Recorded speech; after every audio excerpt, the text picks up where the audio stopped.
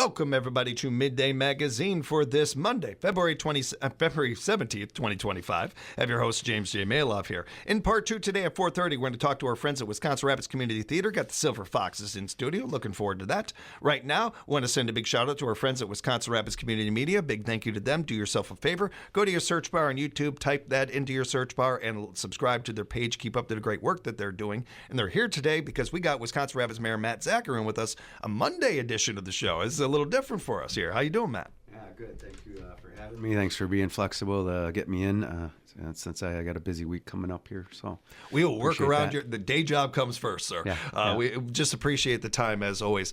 Got a couple of topics that we want to dive into today. And first up, I wanted to talk about some new business that's going to be coming to town. We have a new tech business that is looking to come into town and take up some space here. Yep. First of all, we're very excited that they are coming into town. Certainly sets a precedence.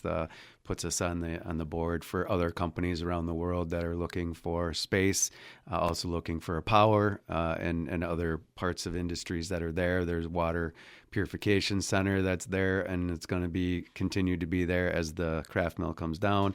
Wastewater treatment center, it's really developed in that whole area as a industrial park. Some clarification points on the database center coming in. That is it's not on any of the land that is part of the mill at this point in time. That was 5 acres that will be leased from Quebco, Consolidated Water and Power Company. So it's something that I was a part of the original conversation in the beginning to introduce them to each other, and from there they kind of took it on a private level, seeing how Quebco is privately owned by Billerud still. So they were able to hash things out and kind of come back to us. So at the point that it came back and was released to the community, it was about the same time that we knew that they were coming to this agreement together.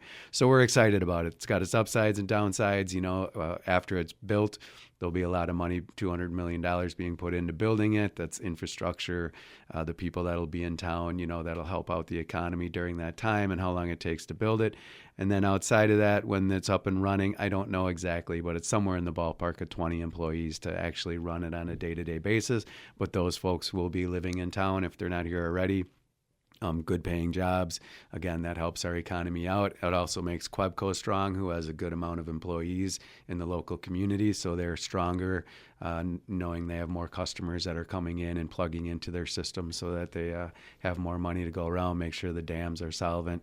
And those dams provide 30% of that power, so that helps the database companies and people that are like that know that they're using some, more alternative renewable energy resources than just the open market.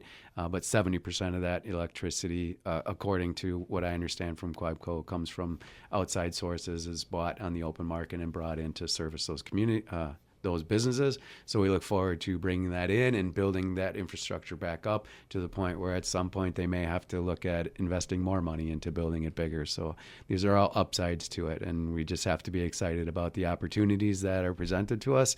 I don't know the details as to what the database center actually supports in the broad picture of the internet. But I do know that whenever I ask Siri a question, she answers me pretty quick within a few seconds. And that is because these databases are being built and can handle this much information that fast. So we like our technology, and this is part of what helps us do that. This is the modern paper mill. This is the modern kind of thing that we're going to be seeing more and more and around our country, around the world, is things like this. It's a new era. Yep. Rural communities that can take advantage of this and offer some land. And when we have something that is a win for our economy as well as our environment, that seems like a pretty cool thing right there. That's all right. That seems like a good one. I do want to note something else real quick, and this isn't just coming from me, but many in the community, including my own parents, about this. You talked about in your campaign leading up to this, one of the main things you wanted to do was bring in new businesses, bring in new life to our economy, and some of that. You've been doing what you said you were going to do, sir. We're not used to that in politics. I say that with a little bit of jokingly, but I also say it in the modern times. Like, I appreciate that. I appreciate that you said something and you're doing what you said. That really does mean something nowadays, and we're actually seeing it. Yeah, I appreciate you saying that, and I appreciate when the people, say congratulations and, good job and all that. But in the reality is, in that campaign, I always understood that going into this position, it's not that I am the one who can, wave my magic wand and bring this stuff in, but my goal was always to say, I know enough to be able to build the bridges, make the introductions, let these businesses know that we are open to them coming here, and be as welcoming as possible, and try to, if they're going to talk about incentives and we have to go that route, then we'll have that conversation. But ultimately, it's my job to make sure we stay out of the way as much as possible so that they can take care of business. And then when it comes down to the nuts and bolts of getting what the city wants so everybody's safe, then that's, where we have to step in. But again, building the trust in those relationships allows them to be more comfortable dealing with us and knowing that there are going to be, the regulations that everybody has to deal with.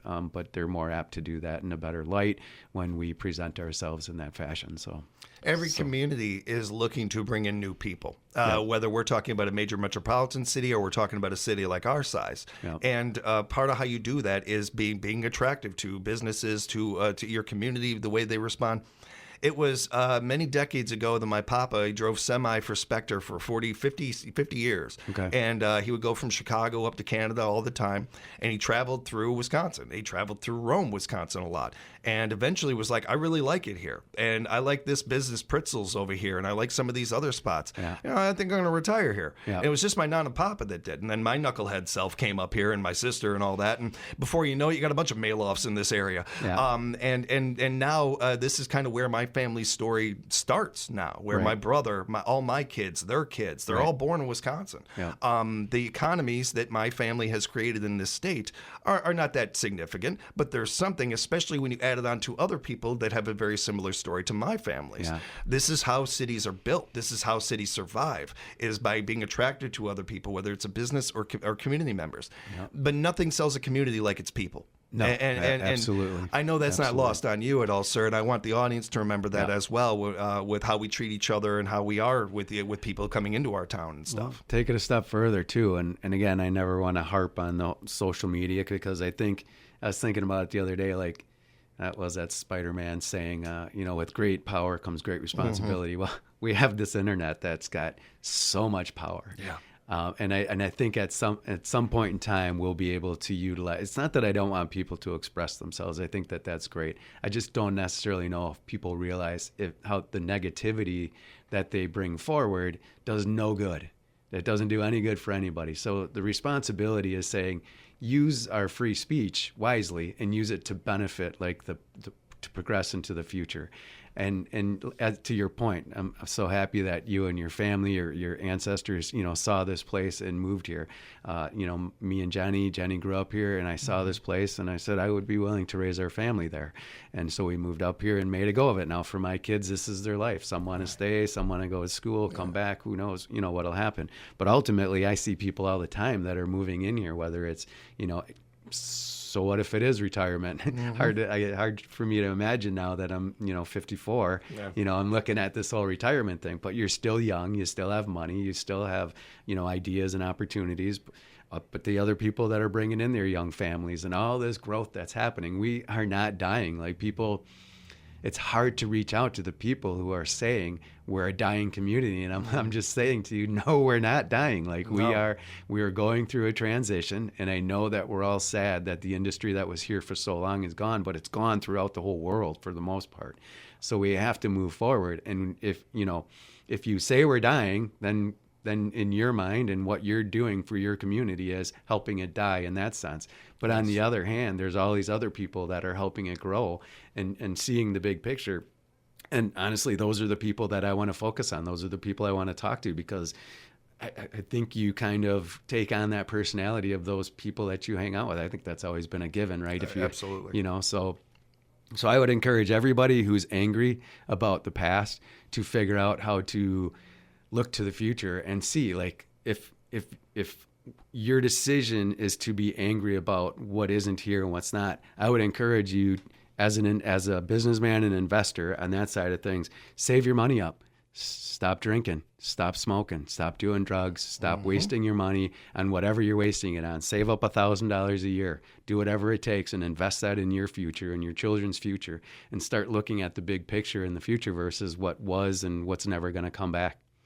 I think it's important to have perspective, and that's one of the best friends you'll have the older you get is perspective. And when you look at our community compared to some that we're right next to or near or is maybe 20 minutes away from us and how they're doing compared to how we are, having that perspective is really intent. I think we stand out quite a bit in this area when it comes to that. And I think another part of this that is really key to it too is I like you, especially in this position. I hear from a lot of the community. I hear a lot, and I don't mind good, bad. I look at all as data. I don't look at it as good or bad information. I'm like, this is how you feel. Thank you for that data. What I have an issue with is, under any circumstance, no matter what the topic, sports, politics, doesn't matter what we're talking about, are you just a dog barking, or are you trying to be heard? Do you have solutions? What are you doing to fix this? Anybody can point out a problem, but what are you doing to fix it? Right. What are you doing? What are you bringing to the table with ideas? What kind of take that same energy and harness it and use it to do some good in this community, or at least have some answers, some solutions to what you're saying? Because otherwise, you're just a dog barking. That's all you are. Do you actually want to get something done, or do you just want to get this off your chest? And if you just want to get it off your chest, that's fine. But that's why we have friends. That's why we have, significant others and everything. You don't need to take it to social media. Not everything you think needs to be published. You know? And I think keeping that in mind, especially with where we're going next with the conversation, the next couple things I wanted to talk about. There is a discussion, a referral from an alderperson, an ordinance banning the addition of fluoride to the city water supply, and the motion was brought on by a couple of different people. Wanted to bring up this one with you. Yeah, this came on actually really fast, although I know it's been a conversation for a long time, and this has been in our water to one degree or another for almost 100 years. I mean, it's a long-standing thing. I think, again, it's really tough for me to even necessarily talk about it because there's a very strong possibility it could be a split vote, tie vote, which means then I have to speak up and make a decision one way or the other, which again is always not as fun as it looks just because, you got 4 people that you're going to make angry one way or the other. But I encourage everybody to say, look, this is a vote. Don't take it personal. We all have to make our decisions and move forward. We're all doing the best that we can based on who we are as from our upbringing and where we are now. So don't take it too personal. But ultimately, when it comes to the fluoride, we do know that it does protect our teeth. Like, we know that, and we know that it's been in the water for a long time. What we don't know, and I don't even know how to begin to understand, how would you gauge, I've spent a lot of time trying to think this through, how you would gauge loss of IQ. Like, how does that play in and understand that? And if it is really happening, then of course, that's a whole different conversation. What I haven't seen yet is proven fact, at least to my desired level, that says, yes, this for sure is causing brain damage. So right now, it's a tough call. It's been here a long time. I think the council a lot of times has to understand that this is a conversation. We don't have to make a decision absolutely right now. We could say, well, let's bring it back next month. Let's get more information. Let's continue the conversation, because this is a really, really important decision to be made. I was raised to question everything, and I do. And I believe in that, and I encourage others to do that. And once I do that and I get my answers, I move on. The earth is round. I found that out at a young age, and I'm like, okay, I know that. The earth is round. I'm good.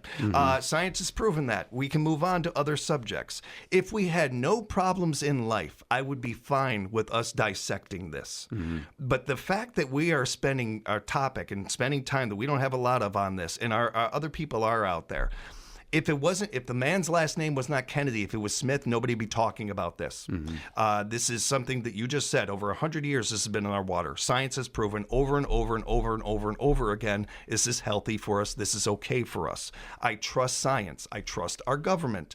I think that if this was an issue, we would have been tackling it a long time ago. It wouldn't have taken somebody who does not know what they're talking about, did not go to school for this, has done nothing but read a bunch of online articles online about it, and we wouldn't be at this point. Like we've already spent more time on this than we need to. We got bigger fish to fry. We got big topics to be dealing with in society, let alone in our town here. And yet we're spending time on this topic because of a bunch of people that didn't even read any homework on this, didn't even read any articles. They're just listening to other people that didn't read any articles. Read up on this one. Read your science on this. And again, we got other things that we could be talking about and we need to be putting our focus on that really need our attention in this country right now. Yeah. I'm going to throw a caveat in there too. Like, this is something I learned just recently. Maybe I understood this in the back of my head, but never in the front. In the sense that our phones are very personal, right? It locks off to either our face or digits or whatever, and you got to get into it. You don't spend a whole lot of time looking at somebody else's phone, pretty much never. Yeah. So, anyways, I understood there was this algorithm or whatever you want to call it behind the computer system that was showing me stuff that I wanted to see and whether they were picking it up. And I think again we all know this. My ongoing joke was when people would say that, all of a sudden something would, I'd say snowmobiles and something would show up on my phone about snowmobiles. Right. And I jokingly said, I thought that was God answering all my prayers, But the funny thing about it is I did look over at, my wife was listening to something, looking at something, and it caught my attention. I'm like, that's something that I would really kind of want to know, whether it's talking about, relationships at certain age and all the stuff you're going through. And I come to realize as we're looking at it, like I really should be seeing the stuff that she's getting sent to her phone, and she should be seeing the stuff sent to my phone to help understand the other side better. But a lot of times they're just sending you what they think or it thinks that you want to read about.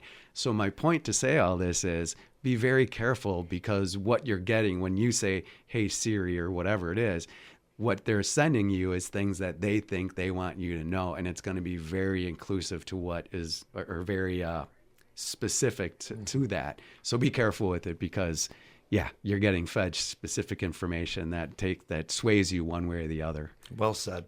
Speaking with Wisconsin Rapids Mayor Matt Zacher right now, along with our friends from Wisconsin Rapids Community Media, another discussion that's going up is a referral about the idea of increasing the terms of an alderperson and the mayor from 2 years to 4 years. This was another one that's been brought up recently. Yeah, I think, again, this was brought up kind of quick, so it doesn't have to be voted on. Again, I think the council jumps the gun a lot, where we don't even have enough information to know what we really need to know to make the best decision possible. So I'm always, more and more now, I'm going to encourage to say, hey, let's just take another month and read up on it.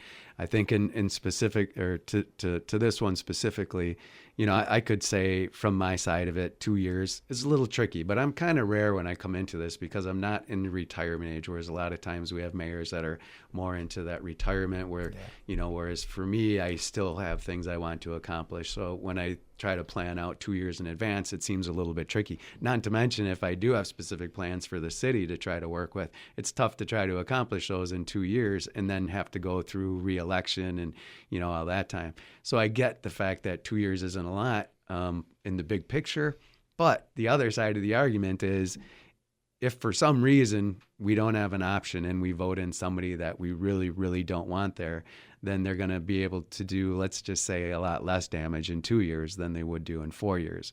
So I see that side of it too. And in reality, if it stays 2 years, I'm totally fine. Like, I'll do it in 2 year segments, and I will cease being mayor when the time is right, and kind of go forward from there. And it seemed like the aldermen for the alderman positions, 2 years was still good. As somebody had thrown around the 1 year, and I'm like, but then you're just spending more time trying to get reelected than you are actually doing the job of the residents, citizens. So I think it's fine. If they choose to change it, I am saying ahead of time that I think it should be put on hold until I'm done with my entire mayorship, not just this term. Yeah. And that way it's not perceived as Zacher trying to do something nefarious in order to get something done there. So I understand that side too, but at the same time, I don't control their votes. So we'll see how things That was kind of my one follow-up to that, and you kind of answered that one. So I think that's interesting. That adds another interesting element to that. And in kind of wrapping up ordinances, certainly bringing up the ATV, UTV ordinance that we have in roundabout talking about, and everybody's talking about. Yeah, and this is a long one, so I don't know. I don't want to spend too much time on it. And it's really, I never knew that this is a hill I was going to climb, because it started when I got into the aldermanic position. So, and I won't take you through the whole history of it, but at this point in time, the folks that wanted it sent it to referendum. They thought that everybody in the community wanted it. What they found out was that everybody doesn't want it, and there was a pretty significant margin to say, we don't want these in here, and it's not because the amount of phone calls and emails that came since then, and thank you to everybody for, especially that silent majority that really woke up when it came to this. And I realized through this event that silent majority speaks really through the people that they vote for, and they expect you to be able to understand that and not be swayed specifically by the small minority groups, the loud minority that want specific things, and be able to hold your ground, which again I respect. But you also at the same time, if I can explain this real quick, what I didn't fully understand this, and I'm going to use this example first before I relate it to the referendum, but let's say the aldermen voted to pass a an ordinance for UTVs. If they vote to pass this, they create something. They create an ordinance that now says you can drive UTVs on the road. Now, me as mayor, I could actually veto that, and then they would have to re-vote, and it'd have to pass by 2/3. But if they don't vote to create that ordinance, and there's nothing created, the mayor cannot veto the non-action and create something unilaterally on his own. Yep. So the same thing that happened with this is why I say this. So the same thing happened with the referendum. Instead of the aldermen voting, the people are voting. Right. So if the people voted to create an ordinance through this referendum that said UTVs are allowed on the roads, then they could, because something was created, it could have been bound for 2 years. That was part of this whole referendum. So for 2 years, we wouldn't have been able to talk about it. But because the residents, the citizens voted it down, they didn't create anything. Nothing was created. It was a non-action. So therefore, there's nothing that can bind it for 2 years or a year or anything. And I think that's what got people really frustrated. Now, that's the legal way of doing it. But there's still the moral, ethical way of saying, and I think everybody understands this now, because the people that are in favor of it wanted to go ahead and push it anyways and kind of see if they could get it passed. Yeah. And the uproar that came from that kind of put everybody on their heels and said, okay. But just so everybody knows, that was the reason they could. They didn't do anything illegal. They can bring it up the next week, the next month, and so on and so forth. So that's how it got back to the table so fast. But I feel like everybody's hearing it and kind of taking a step back and saying, you know what, they're right, and we got to back off on this. So what's coming on Tuesday is a way to move forward. We have to vote on these things in order to bring it to its conclusion. Do we want an ordinance or not for all the roads? Yes or no? If we don't, we have to deal with Highway Z because the county's opened it. So do we vote on opening that and just that, or do we vote on shutting everything down, and then we fight with the county on Z and how that's going to play out? So that's all going to happen on Tuesday. So we'll be talking about the results next time we get together next month. Appreciate the time as always, and the work you're putting into the community, Matt. And thanks a lot for it. I appreciate you. Thank you, James. Appreciate it. Big thank you to our friends at Wisconsin Rapids Community Media as well. Appreciate you guys, and be sure to subscribe to their page, everybody. We'll be back with more Midday Magazine right here at WFHR.